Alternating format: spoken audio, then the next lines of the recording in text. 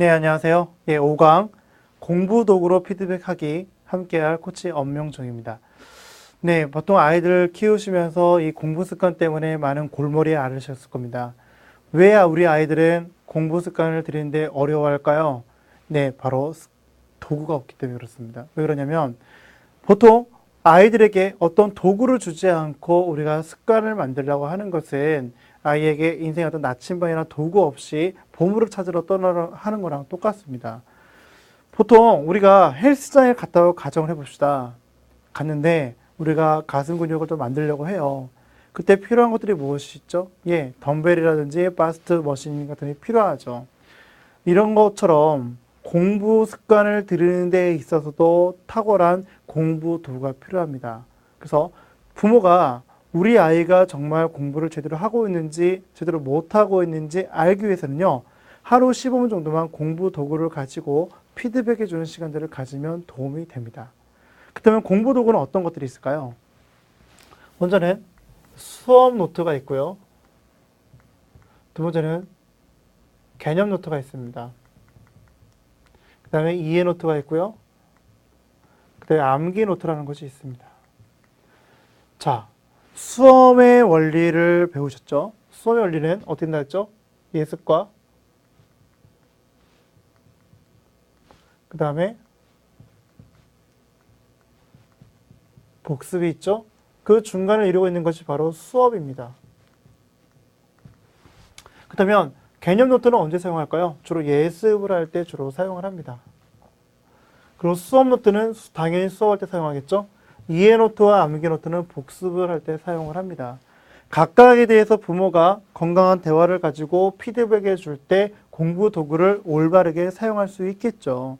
그렇다면 우리가 여기서 해야 될 건 뭘까? 가장 기초가 되는 개념 노트와 수업 노트를 올바르게 아이들에게 사용할 수 있게 해준 다음에 실제로 부모가 이 도구만을 가지고 피드백을 해준다면 아이들의 학습 능력, 신장은 물론이거니와 아이들의 학습 습관도 올바르게 형성될 것입니다. 그래서 이 두 가지를 어떻게 활용하는지 한번 보도록 하겠습니다. 자, 먼저는 개념 노트입니다. 자, 개념 노트 전체 포맷에 이렇게 되어 있어요. 먼저 잘 보시면 과목이라는 부분이 있고요. 단원이 있죠. 그래서 아이들이 이 개념 노트를 작성을 할 때 가장 집중해서 봐야 될 건 뭐냐면은 어느 단원에 해당되느냐를 보시는 겁니다. 그래서 과목별로 한 단원당 개념 노트 한 장 정도씩 사용하시는 거죠. 그래서 이것은 저희 이제 사이트에서 구매를 충분히 하실 수 있으실 것 같고요. 먼저 보시면 전체 첫 단락을 보시면 궁금하다고 느끼는 거, 그리고 아이가 예습을 하기 전에 개념 노트를 사용할 때 이 원리를 가지고 사용하는 걸 누누이 강조를 해줘야 됩니다. 뭐냐면 먼저 이쪽에 보시면 개념이 있고요. 내용이 있고요. 반복 시스템이 있어요. 반복 시스템이 있다는 것에 좀 주목을 하실 필요가 있는데요. 보통 사람이 어떻게 하면 오래 기억에 남는가 보았더니 주기적으로 5번 정도에 걸친 반복을 통해서 했을 때 장기 기억으로 넘어간다는 것입니다. 그렇다면 장기 기억과 달리 수업을 들을 때 기억이 되는 건 무엇일까요? 우리는 그걸 단기 기억이라고 얘기를 하죠. 수업을 들으면 어느 정도 다 알 것 같지만 10분 정도 지나면 내용의 48% 가까이를 삭제되는 이유는 인간의 뇌의 특징 자체가 삭제를 잘하는 걸 좋아하기 때문에 그렇다는 것이죠. 그렇다면 단기 기억에 있던 것을 장기 기억으로 옮겨주는 것이 무엇입니까? 우리는 이것을 복습이라고 얘기를 합니다. 따라서 개념 한 가지를 하나 하더라도 거기서 반복된 연습을 통해 가지고 내과시키는 작업들을 개념 노트에서 하는 것이 되게 중요합니다. 그렇다면 어떻게 사용하는 것인가? 그 방법들에 대해서 또 보도록 하겠습니다. 그래서 개념과 내용과 반복수 있다는 걸 기억하시고요. 이렇게 하시면 됩니다. 국어의 학습의 원리라고 가정해 보겠습니다. 날짜를 정했습니다. 먼저 학습이라고 먼저 써보는 거예요. 근데 이것을 그냥 쓰는 게 아니라 교과서를 먼저 훑어봐요. 학습의 원리 파트에 해당되는 것을 훑어보죠. 훑어보면서 잘 이해가 안 되는 낱말이라든지 어휘들을 캐치하는 것입니다. 아이들이 가장 어려워하는 게 뭐냐면 글을 읽을 때 어휘력이 부족해서 이해를 잘 못하는 아이들이 너무나 많다는 거예요. 그래서 잘 모르는 개념들은 찾아가지고 일단 정리를 해둡니다. 그러면 수업에 들어가기 전에 어려운 어휘나 낱말들을 미리 먼저 정해놓고 찾았고 살펴봤기 때문에 수업 시간에 들어갈 때도 이 수업 시간이 졸리거나 어려운 것이 아니라 즐거움으로 다가올 수 있다는 것이죠. 그렇다면 어떻게 하는 게 되니까 먼저 학습하면 떠오르는 것을 위에다 적는 거예요. 그래서 한 학생을 봤더니 공부하는 것이라고 그냥 적었어요. 근데 이것이 아리까리하단 말이에요. 그럼 어떻게 하면 되겠죠? 네. 보면 배우고 익히는 과정이라는 것을 사전을 찾아서 봐야겠죠. 네, 맞습니다. 먼저 국어 공부를 할 때는요. 반드시 국어 사전을 옆에 놓고 사전적 정의를 반드시 찾아보는 게 중요합니다. 국어가 아닌 수학이라든지 과학 같은 경우는요. 각 개념들이 교과서에 한정되어 나와 있습니다. 따라서 이런 부분들은 이제 모 출판사에서 나온 학습 대백과 사전 같은 것을 청계천이나 중고 매장 가서 사시면요. 아주 저렴한 가격에 구입하실 수가 있으세요. 학습 대백과 사전을 펼치고 정리를 할 수 있게끔 도와주셔야 돼요. 수업에 임하는 것이라고 썼어요. 근데 알고 봤더니 사전적 정의를 찾아봤더니 시험을 치르기 위한 공부 모드라고 나와 있어요. 그렇다면 위에는 아이의 생각이고 밑에는 사전적 정의라는 거죠. 그럼 누구 생각이 틀렸다는 걸 알 수 있죠? 아하, 내 아이의 생각이 틀렸구나 알게 되겠죠. 이런 순간에 깨달음이 있는 것을 우리는 앞 시간에 말씀드렸죠. 이것을 우리는 공부라고 얘기를 하는 것입니다. 그렇다면 이것을 이제 다 적었으면 반으로 접어요. 반으로 접으면 개념 부분에 반복 시스템이 붙게 되겠죠. 내용은 눈에 보이지 않겠죠. 그래서 이걸 가지고 이제 다음 장에 말씀드리겠지만 파트너 학습을 해주시는 겁니다. 그래서 이걸 가지고 학습문이 그때 아이가 공부하는 거 그때 자기 생각에서 고집한다는 거죠. 틀렸으면 어떻게 하죠? 틀렸다고 표시해 주는 겁니다. 그렇죠? 그래서 아이의 생각이 틀린 것은 고쳐줄 수 있도록 지도해 주시고 사전적 정의를 외울 수 있도록 이해할 수 있도록 도와주시는 겁니다. 이때 중요한 건 두 가지예요. 첫 번째는 뭐냐면 보통 초등학교 아이 같은 경우는요. 이해가 되지 않은 상태에서 무조건 개념을 외우는 애들이 많아요. 근데 이해를 먼저 하고 있는지 아이의 얼굴 표정이나 눈 동작 떨림이라든지 이걸 보시면서 확인하셔야 됩니다. 두 번째는 빨리빨리 외우는 거에 급한 나머지 우쭐하는 마음이 없을 수 있도록 지도해 주셔야 돼요. 이 각각에 대한 개념들을 아는 것은 일반 보통 상식적 차원에서 알아야 되는 것들이에요. 그래서 알면서 칭찬해 주는 과정에서 아이가 우쭐해지고 할 수 있겠죠.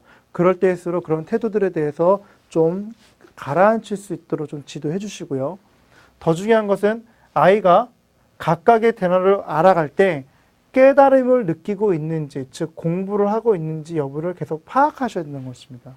그래서 개념을 잘못 알고 있는 것을 왜곡하지 않고 자기만의 언어로 이해하고 있는 것을 표현할 수 있도록 부모가 도와주시는 것이죠. 그래서 사례를 보시면요. 실제로 초등학교 4학년짜리 겁니다. 보시면 개념들이 좀 나와 있어요. 검토, 개념, 실수, 요점, 실전, 정육면체, 밑면, 옆면 좀 나와 있어요. 수학이란 과목에서 직육면체에 해당되는 것들을 2010년도 4월 28일 날 작성했던 것이에요.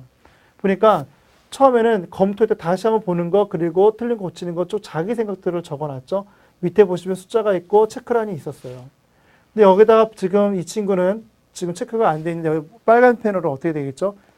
수학 대백과 사전을 가지고 밑에 올바른 내용들을 갖다가 채워놔야 되겠죠. 그리고 보시면은 이미 접었던 점선이 나와 있습니다.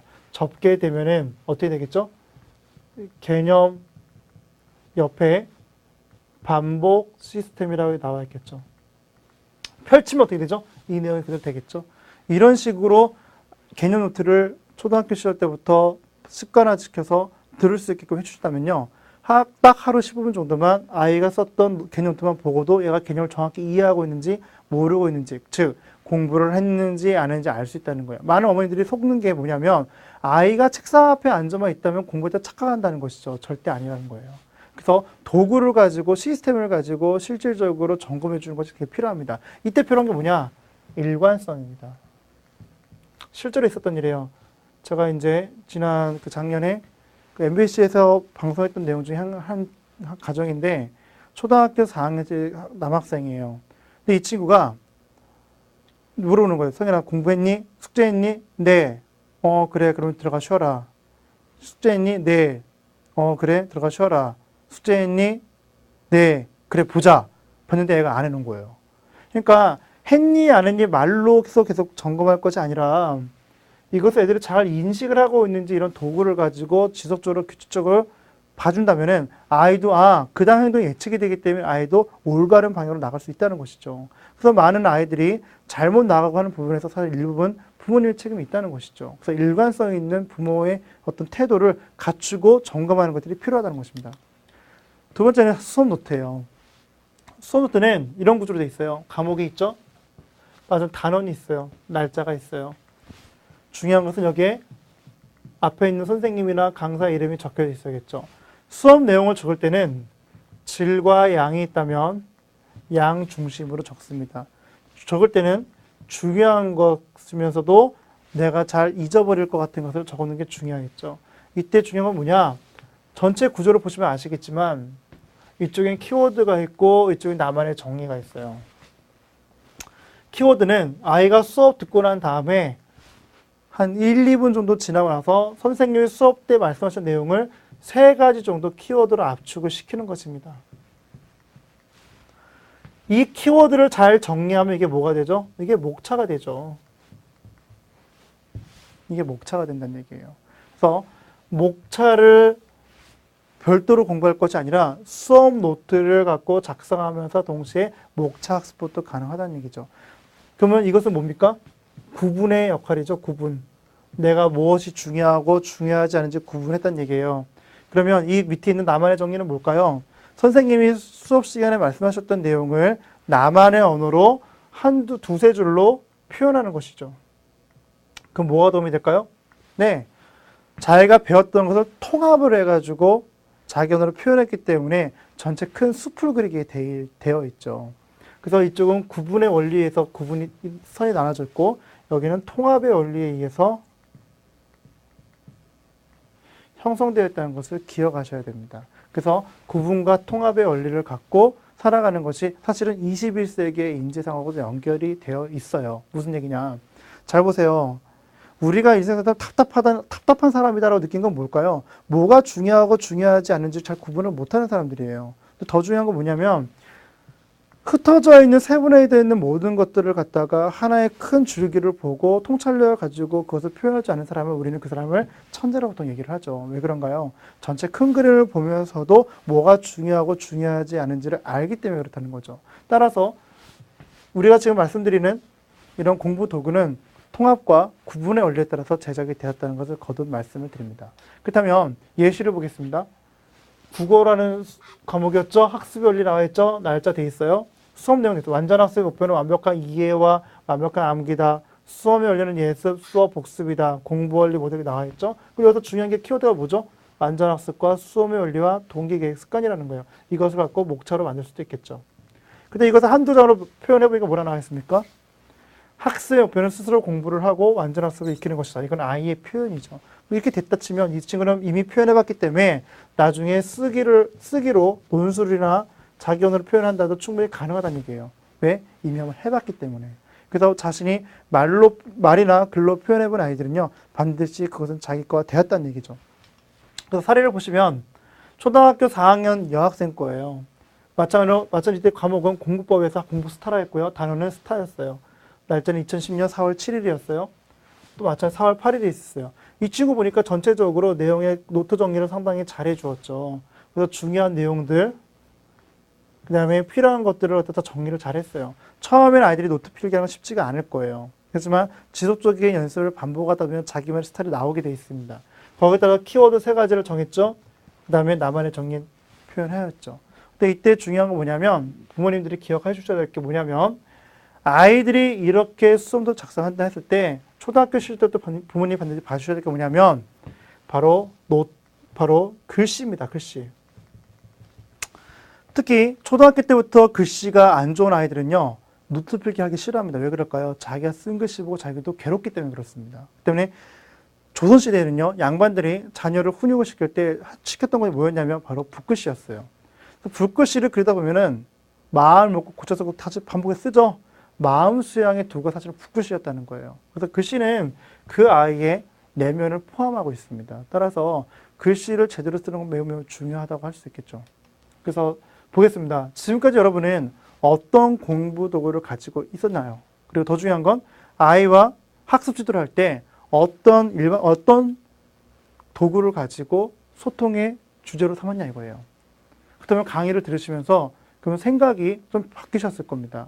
그럼 뭐부터 해야 될까요? 나의 아이에게 맞는 공부 도구를 한번 사용해 보시겠다는 마음을 먹고 실제로 피드백을 해주는 연습들을 하셔야겠죠.